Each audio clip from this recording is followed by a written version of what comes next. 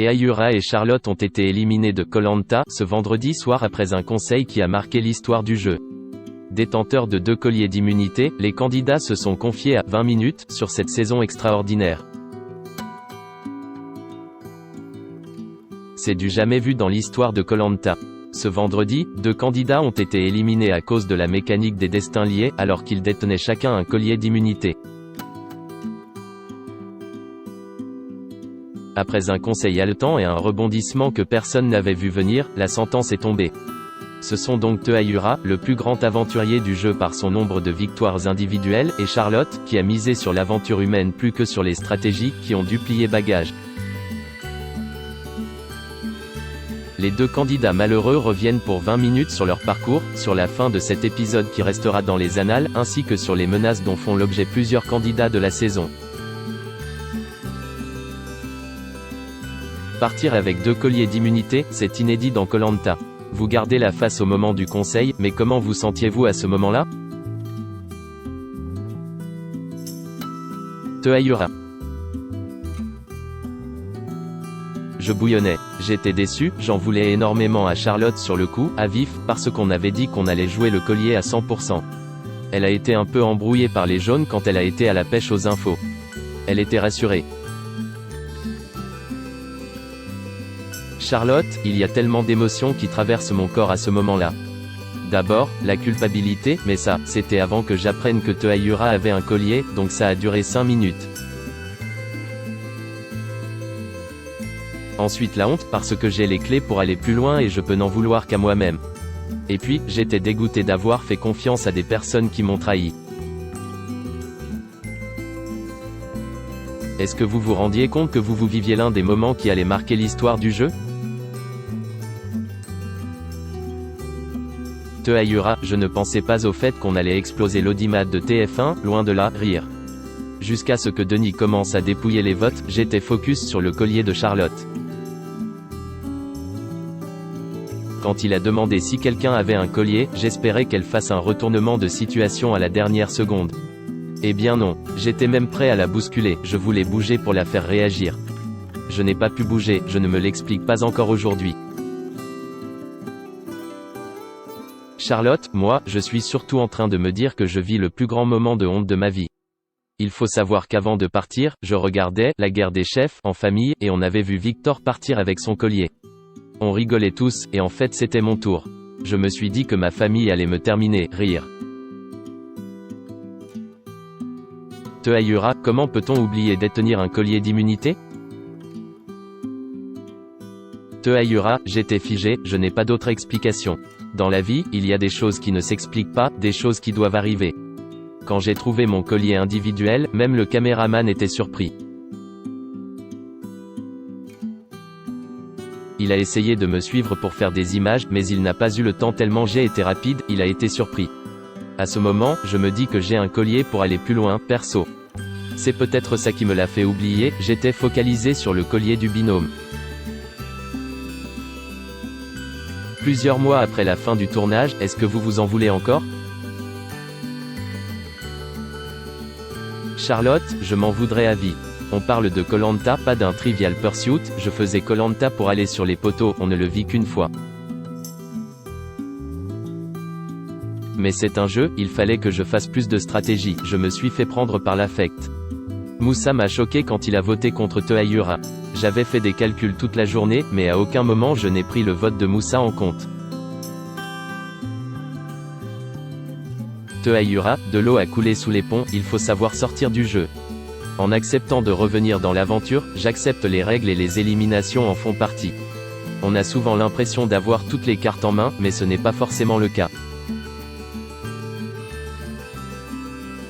Finalement, est-ce que vous pensez que c'était une bonne chose de mélanger héros et nouveaux candidats cette saison? Charlotte, en toute sincérité, ce n'est pas le contexte que j'aurais aimé quand je m'imaginais vivre un Koh-Lanta. D'ailleurs, je n'ai pas forcément aimé le vivre chez les Rouges entre les départs médicaux, l'arrivée des héros, on a eu du mouvement. On avait un noyau soudé de 5 et on nous a reproché de ne pas avoir inclus les héros. Peut-être que tout aurait été différent s'il était arrivé dès le début.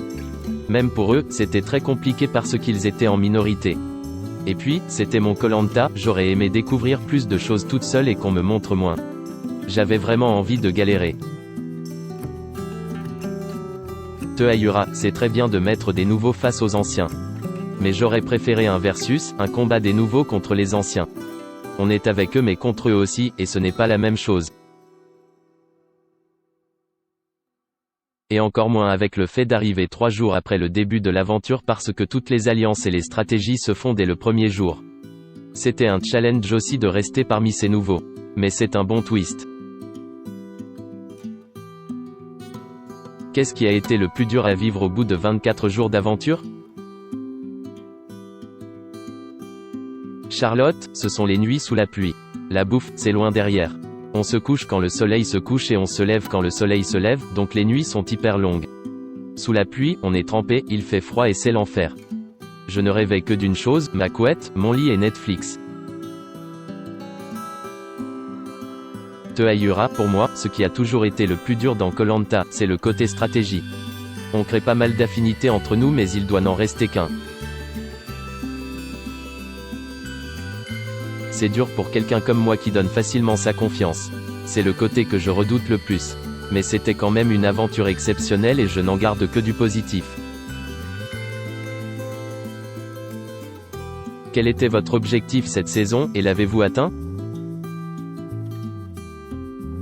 Te-Ayura, ma première aventure, c'était une découverte, j'y allais pour moi et ma famille. Sur les 2 autres, j'avais cette boule au ventre de revenir pour les autres, pour le public, et aussi pour ma famille. Cette saison, je me suis dit que je la faisais pour moi, comme en 2011. Je me disais, fonce dans le tas, tout en gardant les oreilles sur la stratégie, les yeux sur les ennemis, et sur les copains aussi, rire.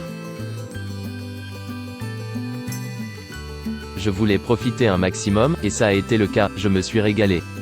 Quand on arrive face à Denis, c'est toujours aussi impressionnant. Encore aujourd'hui, c'est la même chose. Un respect s'installe automatiquement. Charlotte, au-delà de gagner, mon objectif était de rendre ma famille fière. Ils ne m'attendaient pas dans ce genre d'environnement au vu de mon confort quotidien, de la personne que je suis dans la vie. Je suis aux antipodes de tout ça et ils ne misaient pas une pièce sur moi. Je voulais les choquer, leur prouver que j'étais capable et c'est réussi parce qu'ils sont fiers de moi tous les vendredis. Charlotte, est-ce que vous vous sentez trahi par Inès, Alexandra et Naoil lors de votre élimination? Charlotte, complètement. D'autant plus que quelques jours avant, je sauve Inès parce qu'elle était dans la ligne de mire de l'alliance de Claude et Te-Ayura. Je me dis qu'elle m'en doit une. C'est une grosse trahison mais elles ont joué au jeu de Koh-Lanta là où mon affect a trop pris le dessus. J'aurais dû être plus méfiante, j'étais naïve. C'est un regret? Charlotte, je ne regrette pas de ne pas avoir été dans cette alliance parce que j'aurais fait des choix qui ne me correspondaient pas. On apprend de ses erreurs, et c'est ce que j'ai fait en suivant Armad pour éliminer Te-Ayura. Je le regrette et je me dis que je ne recommencerai plus. C'est pourquoi on me voit un peu avancer seul mais j'ai quand même cette alliance d'ex-jaunes avec qui je m'entends très bien et qui me disent que je ne suis pas dans la ligne de mire. C'est moi qui avais les clés pour avancer à ce moment-là, j'aurais dû moins faire confiance. Certains de vos camarades de jeu ont été victimes de harcèlement sur les réseaux sociaux. Est-ce une chose dont vous parlez entre vous? Te-Ayura, de tels propos sont inacceptables. On essaye de se soutenir tant bien que mal. Ce n'est pas toujours facile parce que les affinités ne sont pas les mêmes pour tout le monde, mais sur ce point, il le faut. Charlotte, on connaissait la cote de popularité de Te-Ayura parce qu'il est l'emblème de Koh-Lanta. Mais concernant Sam, on n'avait pas de recul. Les gens se sont vraiment attachés à lui et quand il a quitté l'aventure, on a été la cible de menaces. C'est inqualifiable, ce n'est pas justifié et on ne le comprend pas. On se soutient les uns les autres, on s'appelle, on se parle la nuit quand on n'arrive pas à dormir. On a aussi le soutien de la production qui est très disponible, et qui a déposé plainte. Te-Ayura, après 4 saisons différentes, est-ce qu'il est temps de rendre son tablier? te haïra. Une fois qu'on a fait koh Lanta, quel que soit le résultat de son aventure, c'est impossible de refuser une telle invitation, même si on en a fait 4. Je ne dirai pas non à un 5e koh Lanta.